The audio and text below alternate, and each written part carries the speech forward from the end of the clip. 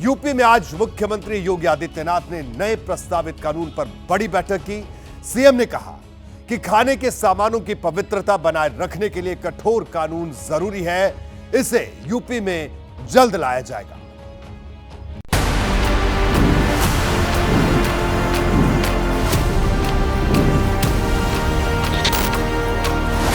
तस्वीरें भले ही अलग अलग जगहों की हों, किरदार भले ही अलग अलग हों, लेकिन इनकी हरकतें एक जैसी हैं। अगर उत्तर प्रदेश में आगे किसी ने भी ऐसा करने की कोशिश की तो उसकी शामत आनी तय है। यूपी में खाने पीने के सामान में गंदगी मिलाने वाले अब बच नहीं पाएंगे।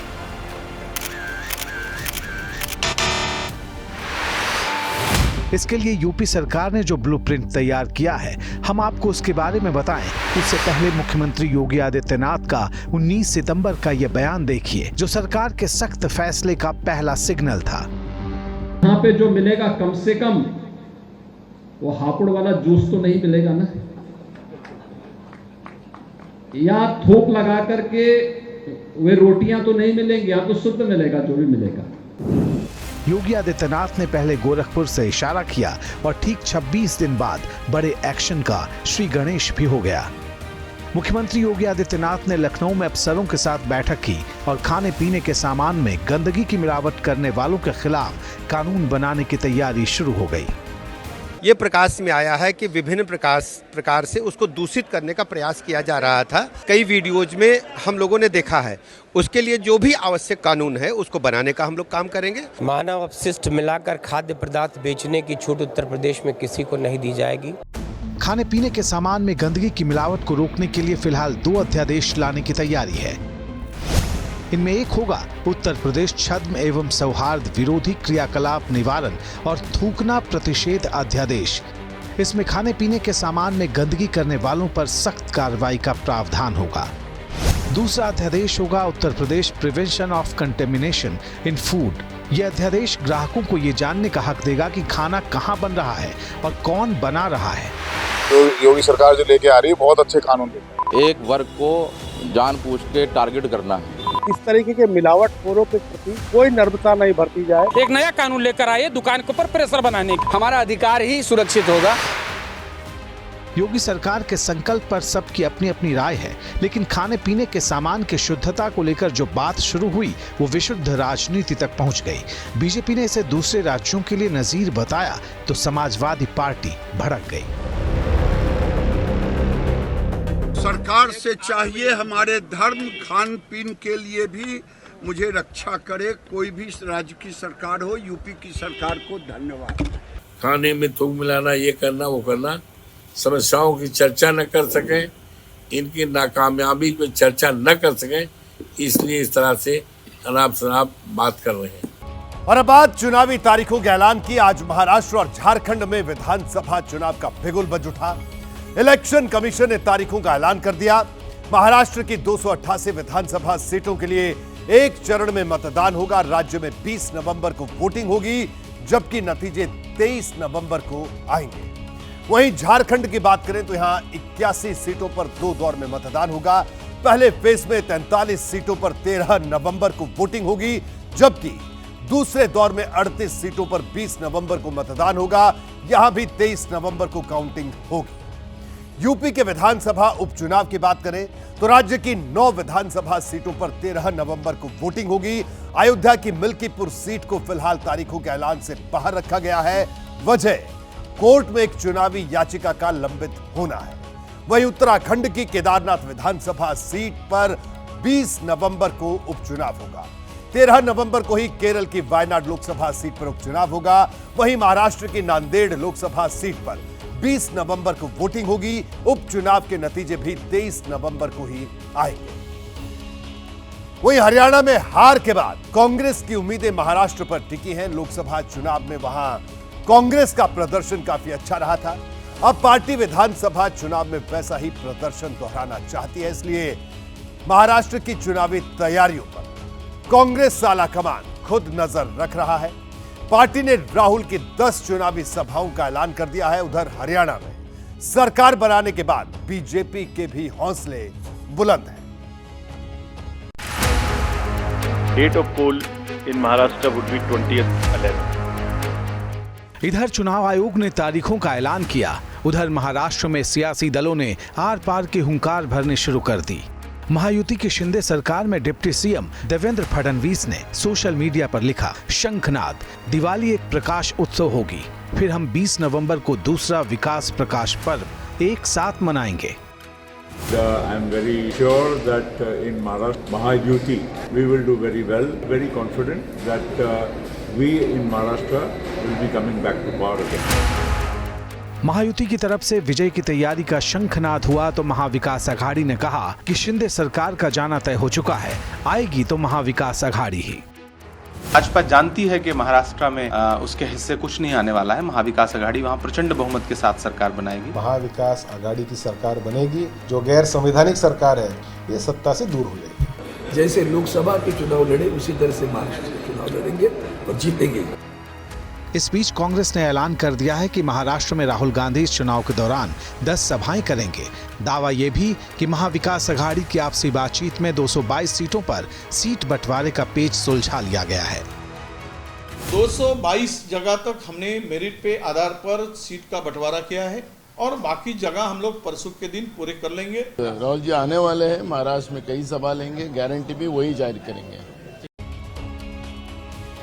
वहीं महाराष्ट्र झारखंड में महामुकाबला होना है तो यूपी में 9 विधानसभा सीटों में उपचुनाव में एनडीए और इंडिया गठबंधन में जबरदस्त भिड़ंत होनी है। लेकिन जिस मिल्कीपुर सीट पर सबकी निगाहें टिकी थी, यानी अयोध्या की मिल्कीपुर सीट, उस पर अभी चुनाव नहीं होगा।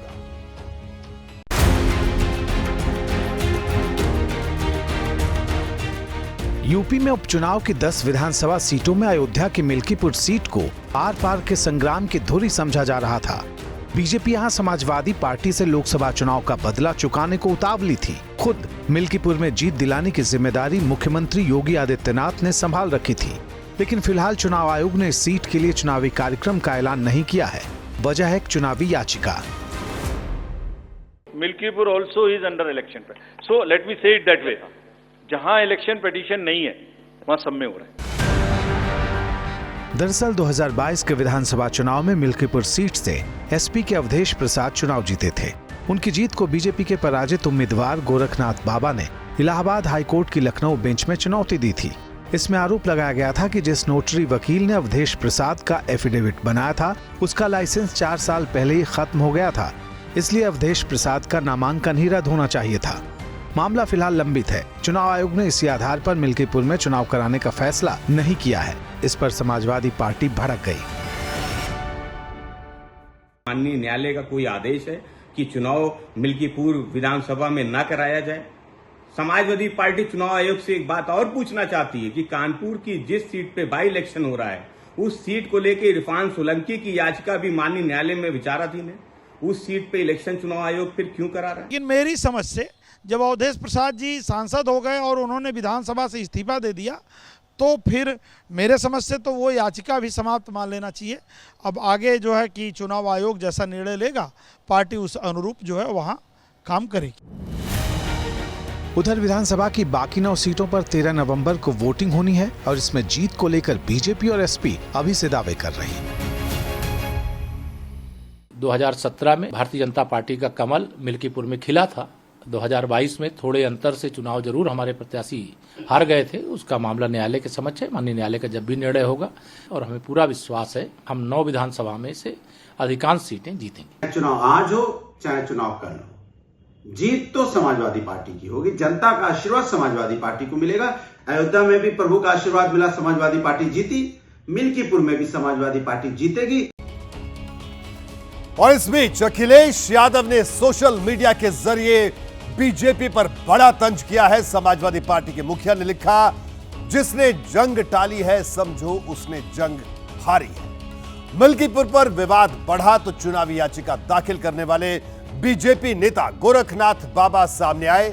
एबीपी न्यूज से बातचीत में उनके वकील ने कहा कि हम अपनी याचिका वापस लेंगे। चुनाव का जब घोषणा हुई तो मिल्कीपुर विधानसभा में घोषणा नहीं हुई। हालांकि हम 1-2 दिन में इसमें पिटीशन को विड्रॉ करेंगे और विड्रॉ करके उसके बाद इलेक्शन कमीशन को भी इन्फॉर्म कर देंगे। इलेक्ट्रॉनिक वोटिंग मशीन यानी ईवीएम पिछले कई साल से हर चुनाव में मुद्दा बनती रही है। विपक्षी पार्टियां इस पर सवाल खड़े करती रही हैं और महाराष्ट्र और झारखंड में विधानसभा चुनाव की तारीखों के ऐलान के बाद हरियाणा के चुनाव नतीजों का हवाला देकर ईवीएम को कटघरे में खड़ा किया जा रहा है। लेकिन इस बार इंडिया गठबंधन के नेताओं की राय बंटी हुई है। कांग्रेस के एक नेता ने हार के लिए ईवीएम को जिम्मेदार ठहराया, दूसरे ने अति आत्मविश्वास को वजह बताया, तो उद्धव ठाकरे की शिवसेना कुछ और कह रही है।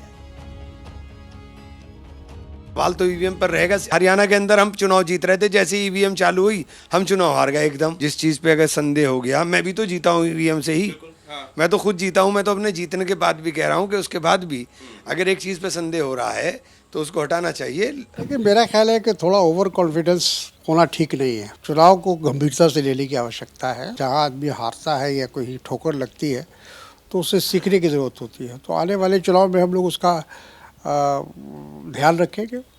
हरियाणा में जो हुआ है पूरी देश की जनता देख रही है। चाहे ईवीएम हो, चाहे पोस्टल बैलेट हो, पैसों का खेल चलेगा, पुलिस का और यंत्रणा का भी मिसयूज होगा। चुनाव आयोग अपने आप को अगर निष्पक्ष मानती है तो आपको ये करना पड़ेगा। बढ़ते आगे और अब बात मुंबई के बाबा सिद्दीकी हत्याकांड की, जिस पर एबीपी न्यूज की एक्सक्लूसिव खबर लगातार सुर्खियों में है। खबर मुंबई पुलिस के सूत्रों के हवाले से है। सूत्र बता रहे हैं कि बाबा सिद्दीकी मर्डर मामले की जांच अब लॉरेंस बिश्नोई के एंगल से अलग दूसरी दिशा में बढ़ रही है।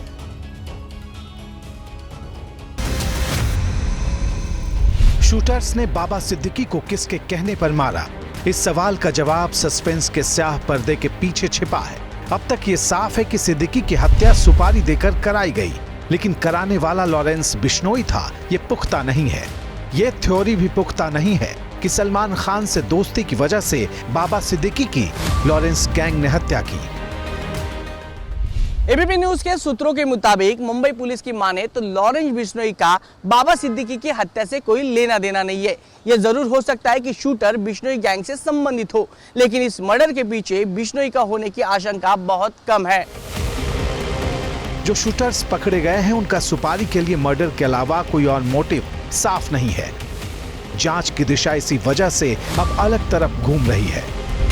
पूछा जा रहा है कि क्या एसआरए यानी स्लम रिहैबिलिटेशन अथॉरिटी से जुड़े प्रोजेक्ट का विरोध करने की बाबा सिद्दीकी को कीमत चुकानी पड़ी। बाबा सिद्दीकी का 2 प्रोजेक्ट को लेकर लंबे समय से विवाद चल रहा था। बाबा सिद्दीकी बैंड्रा कुर्ला कॉम्प्लेक्स में बनाए जा रहे संत ज्ञानेश्वर नगर और भरत नगर प्रोजेक्ट को लेकर लगातार सवाल उठा रहे थे। उनका आरोप था कि यहां झोपड़पट्टी में रहने वाले लोगों को बिल्डर की तरफ से अंधेरे में रखा गया है। संत ज्ञानेश्वर नगर प्रोजेक्ट के तहत 10 एकड़ जमीन पर लग्जरी 5 स्टार होटल बनाया जाना था और यहां कमर्शियल स्पेस भी डेवलप किया जाना था। अगस्त में यहां जब सर्वे की टीम पहुंची तो बाबा सिद्दीकी के बेटे और कांग्रेस के विधायक जिशान सिद्दीकी ने उसका विरोध किया था। यहां सर्वे नहीं होने दिया था। इसको लेकर उन पर एक मामला भी दर्ज हुआ था। डिमोलिशन होगा तो मैं खुद इधर भूख हड़ताल पे बैठूंगा।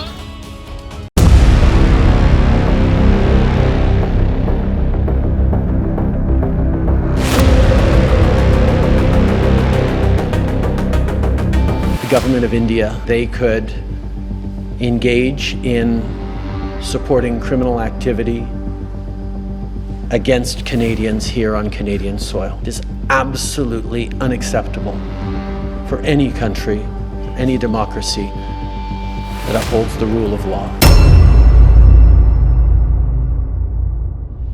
जो कनाडा के प्रधानमंत्री हैं जस्टिन ट्रूडो, वो भारत पर बेबुनियाद आरोप लगाते हैं और अब तक सूत्रों से हमें जानकारी मिल रही है कोई भी आरोप के पक्ष में सबूत कनाडा पेश नहीं कर पाया। भारत ने लगातार सबूत मांगे हैं। ट्रूडो के पास कोई चारा नहीं है अपनी सरकार बचाने के लिए, लिहाजा उनको वो बहुत माननी पड़ती है। जो ये हरजीत निज्जर केस में सारा नैरेटिव सेट किया गया है, इस नैरेटिव में सबूत भले कम पड़ रहे हैं लेकिन जुबान पूरी चल रही है।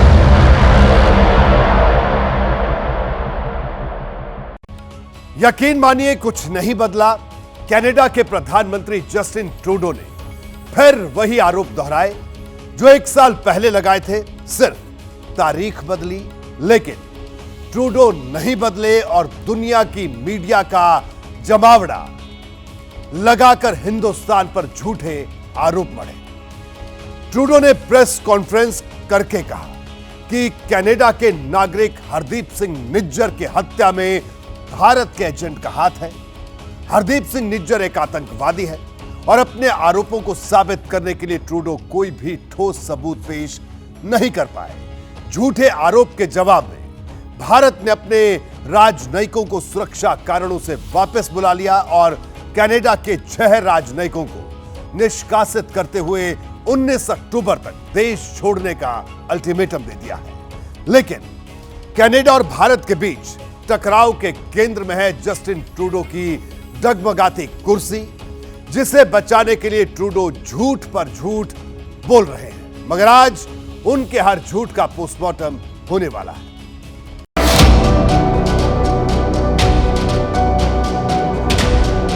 देश की राजधानी दिल्ली से करीब 11,000 किलोमीटर दूर है कनाडा।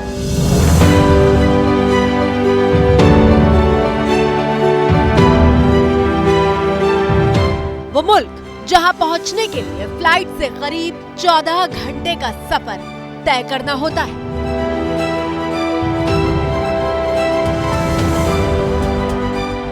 भारत और कनाडा जो एक दूसरे के व्यापारिक साझेदार देश हैं।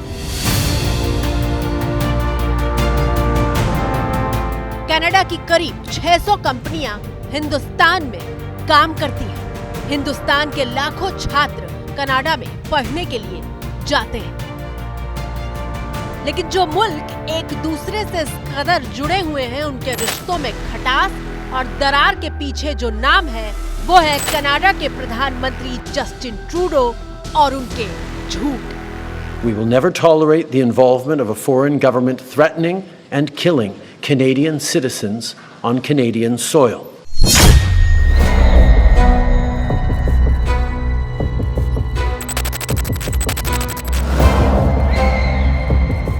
कितने कॉन्फिडेंस के साथ कनाडा के प्रधानमंत्री जस्टिन ट्रूडो ने पत्रकारों के सामने दावा कर दिया कि हिंदुस्तान कनाडा की धरती पर हो रही आतंकी गतिविधि में शामिल है।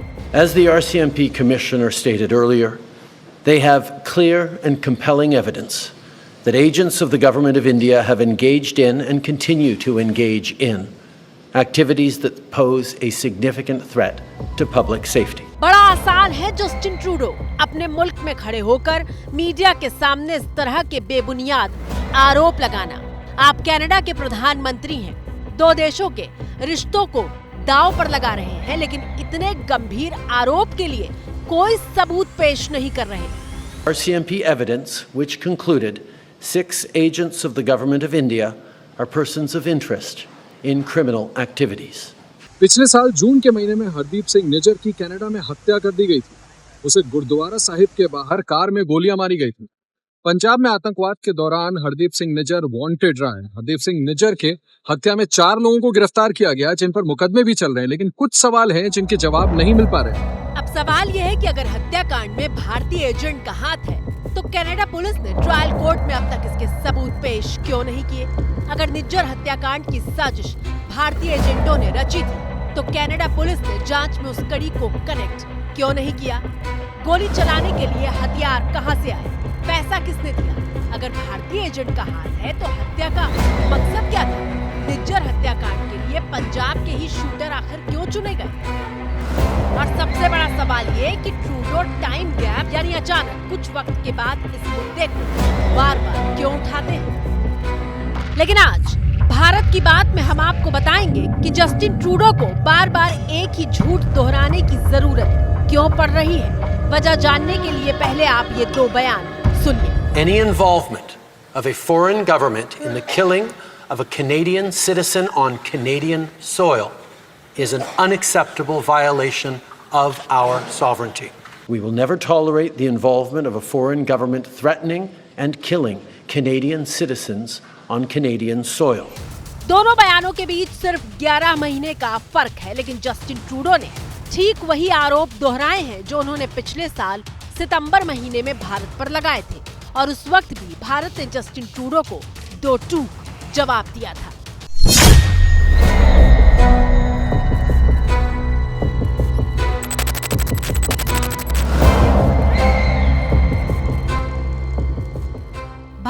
और कनाडा के बीच रिश्ते बद से बदतर होते जा रहे हैं। लेकिन इसके पीछे असली वजह क्या है, वो सुनिए। पहली वजह, गिरती लोकप्रियता। कनाडा के पीएम जस्टिन ट्रूडो के भारत पर झूठे आरोपों के पीछे सबसे अहम वजह है उनके देश में उनकी गिरती हुई लोकप्रियता। कनाडा में महंगाई और ध्वस्त होते हेल्थ केयर सिस्टम जैसे मुद्दों ने ट्रूडो की नाक में दम कर रखा है। कनाडा में अपराध की घटनाएं लगातार बढ़ रही हैं और ट्रूडो पर हुए एक ताजा सर्वे के मुताबिक सिर्फ 26% लोग ट्रूडो को सबसे अच्छे प्रधानमंत्री के तौर पर देखते हैं, जो विपक्षी कंजर्वेटिव नेता पियरे पोलिवरे से 19% कम है। और अपनी लोकप्रियता को बढ़ाने के लिए जस्टिन ट्रूडो आतंकवादियों की वकालत करने का पैंतरा आजमा रहे हैं।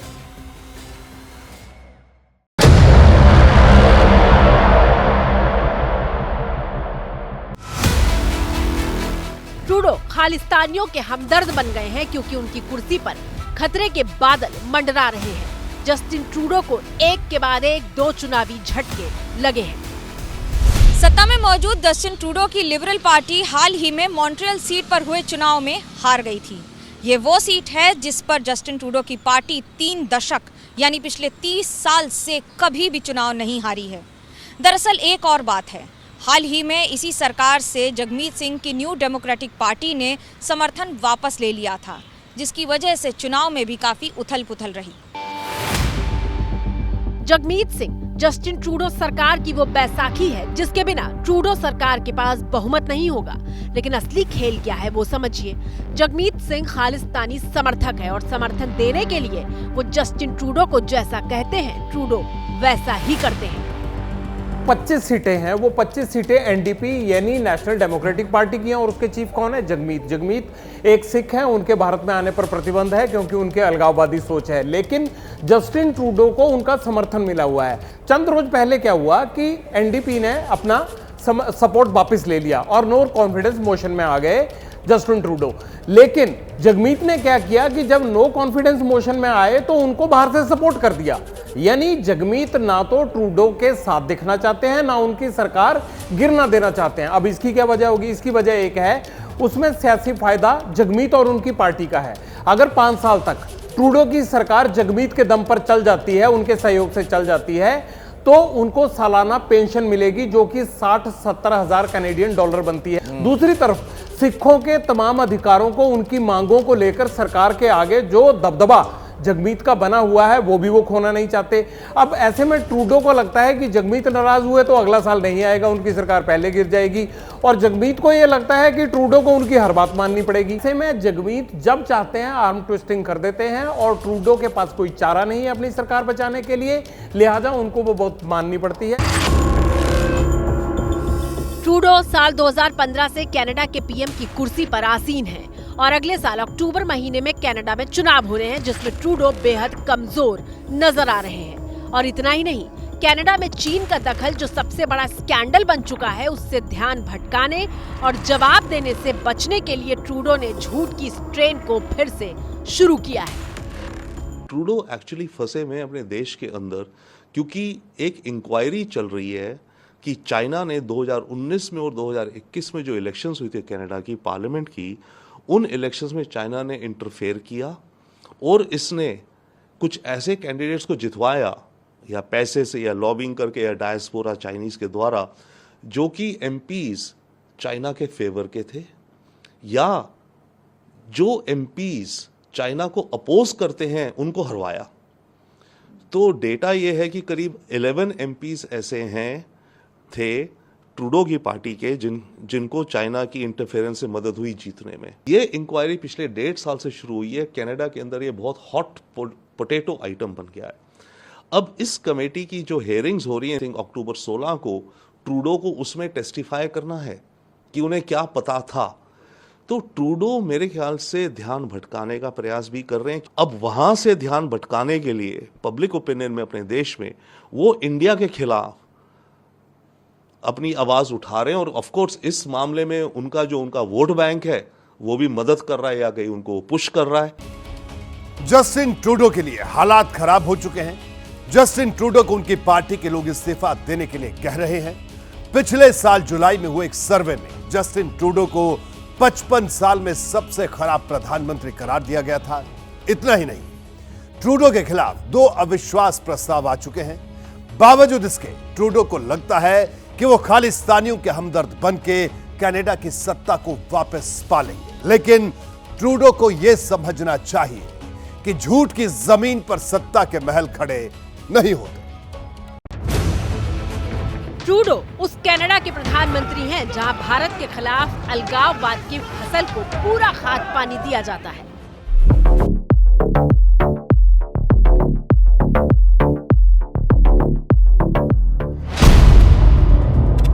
कनाडा के कोने कोने में आतंकवादियों के अड्डे चल रहे हैं, लेकिन ट्रूडो अपनी कुर्सी और वोटों के लालच में आंख मूंद कर बैठे हुए हैं।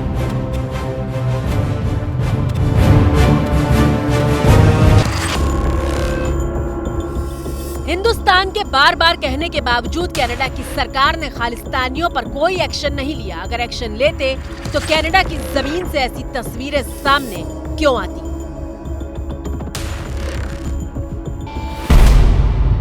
ये तस्वीरें पिछले साल कनाडा के ब्रिटिश कोलंबिया में सरे नाम के शहर से सामने आई थी, जहां गुरुद्वारे के बाहर तस्वीर लगी थी।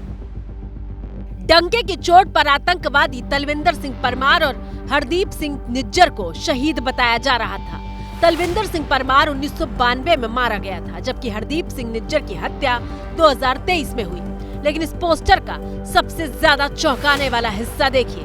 खालिस्तानी झंडों के साथ लहराते इस पोस्टर में सबसे नीचे भारतीय दूतावास के 3 अफसरों की तस्वीर लगी थी और उन्हें वांटेड बताया गया था। विदेश नीति कहती है कि अपने देश की जमीन का इस्तेमाल किसी दूसरे देश के खिलाफ किसी भी तरह की गतिविधियों के लिए नहीं होना चाहिए। लेकिन कनाडा में पिछले कई वर्षों से लगातार भारत विरोधी गतिविधियों और आवाजों को पाल पोस कर बड़ा किया जा रहा है।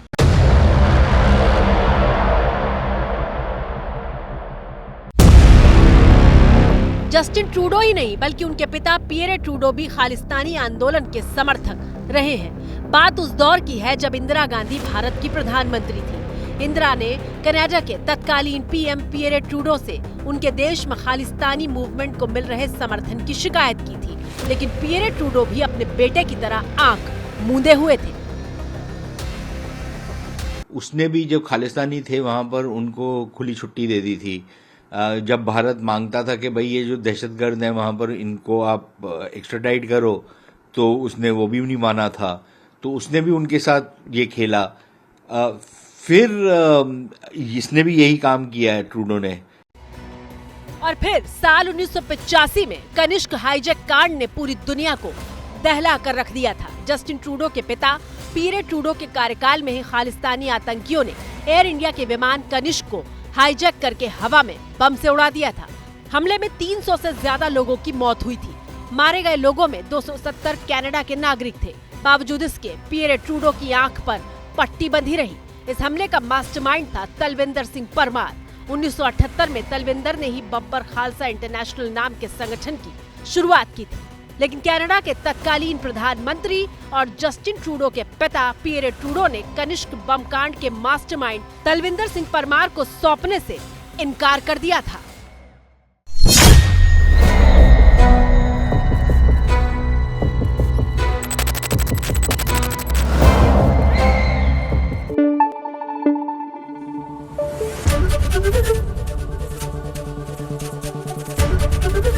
एबीपी न्यूज आपको रखे आगे।